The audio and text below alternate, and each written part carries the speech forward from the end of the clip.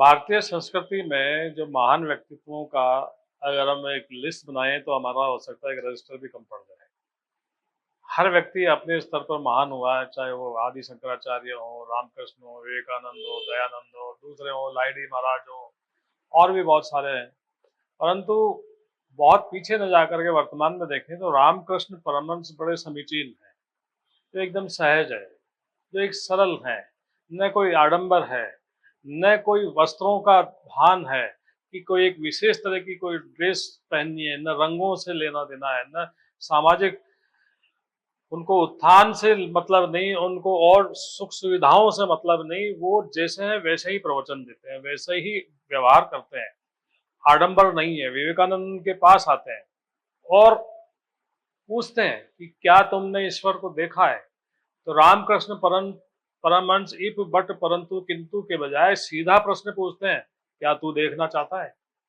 ऐसे आडंबर विहीन, जो बिल्कुल ईश्वर के साथ हैं, देवी माँ उन्हें प्रत्यक्ष होकर के रोज चर्चा करती थी, जिनको सभी चीजों का ज्ञान है। और सबसे जो उनके जीवन का महत्वपूर्ण बात है कि वो बहुत सौम्य है, बहुत सरल है, बहुत सहज है। जब विवेकानंद उन्हें कहते हैं कि आप माँ से कुछ मांगते क्यों नहीं, तब वो कहते हैं मैं तो मांग पाया नहीं। उनके सौम्य और दिव्य और भव्य उनके दर्शन के आगे एक बार तुम कोशिश कर लो। विवेकानंद भी जाते हैं, माँ प्रकट होती है, परंतु उनके स्वरूप, उनकी भव्यता, उनके ऐश्वर्य के आगे विवेकानंद भी चमत्कृत हो जाते हैं और जड़ हो जाते हैं। विवेकानंद भी कुछ नहीं मांग पाते और आकर के उनको रामकृष्ण परमहंस के चरणों में पड़ना पड़ता है। ऐसे दिव्य लोग जो आडंबर विहीन है और परम सत्ता के बिल्कुल पास हैं, जो अपने शिष्य पे हाथ रख करके उसको समस्त जगत के दर्शन करा दें और ऐसा शिष्य तैयार कर दें जो सकल विश्व में भारतीय सनातन का डंका बजा दे। इससे अच्छा व्यक्ति कौन हो सकता है? सर, रामकृष्ण परमहंस के व्यक्तित्व के और पहलुओं पर। रामकृष्ण परमहंस के जीवन के बहुत सारे पहलू हैं। तो ऐसी ढेर सारी विद्याएं और वो चीजें थी साधना के महत्वपूर्ण सूत्र, जिनको करने में 12-12 साल का समय लग जाता है। रामकृष्ण ने वो सारी चीजें साधना 12 लगभग 12 दिन में पूरी कर ली। तोतापुरी जी को जिस साधना को करने में 12 वर्ष का समय लगा, रामकृष्ण परमहंस ने उसको 12 वर्ष में कर 12 दिन के अंदर कर लिया। इसके अलावा और भी अनेक साधनाएं, अनेक सिद्धियां थी जिनको उन्होंने बहुत कम समय में कर लिया। माँ को अपने हाथ से वो भोजन कराया करते थे।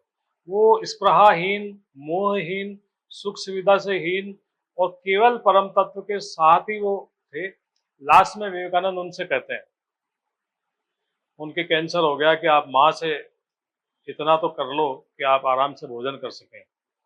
वो विवेकानंद जी के आग्रह पर माँ के सामने जाते हैं और कहते हैं कि मैं भोजन कर लो, इतना तो कर दो माँ। तब माँ उन्हें बड़ा दिव्य बात कहती है कि तू इतने सारे मुंह से खा तो रहा है और कितना खाएगा? यानी कि ये सारे मुंह ये तेरे ही हैं, मेरे हैं, और किससे खाओगे? ये भी तो तेरे ही अंग हैं। तो ये जो गीता में भगवान कृष्ण कहते हैं कि जो सब में मुझे देखता है, मुझ में सबको देखता है, वही सही देखता है, इस बात को जीने वाले रामकृष्ण परमहंस। आज की जो पीढ़ी है वो रामकृष्ण परमहंस जी से क्या सीख सकती है? रामकृष्ण परमहंस को समझना बड़ा आसान है। बहुत छोटी सी उनकी बायोग्राफीज है, बाजार में मिल जाती हैं।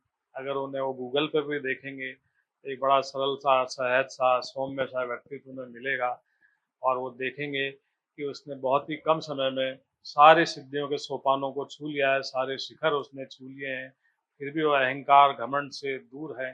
जिसके पास सभी के लिए अमृत है, कहीं कटु वचन है ही नहीं, उन सबको जी रहे हैं। तो अगर हम इसको थोड़ा सा गूगल भी सर्च करेंगे तो रामकृष्ण परमहंस के ढेर सारे चैप्टर्स खुल जाते हैं उनकी लाइफ के। इतने विशाल हैं कि वो अपनी साधना में खो जाते हैं और बेहोश हो जाते हैं और उसी स्थिति में कई दिन तक रहते हैं, माँ माँ करते हुए, और माँ में ही वो विलीन हो जाते हैं। रामकृष्ण परमहंस के सर पे हाथ रख करके सब कुछ उन्हें ज्ञान करा देते हैं। ऐसी शक्तिपात की दीक्षा देने वाले संत बिरले ही होते हैं। ये तो बहुत कुछ उनसे सीखा जा सकता है।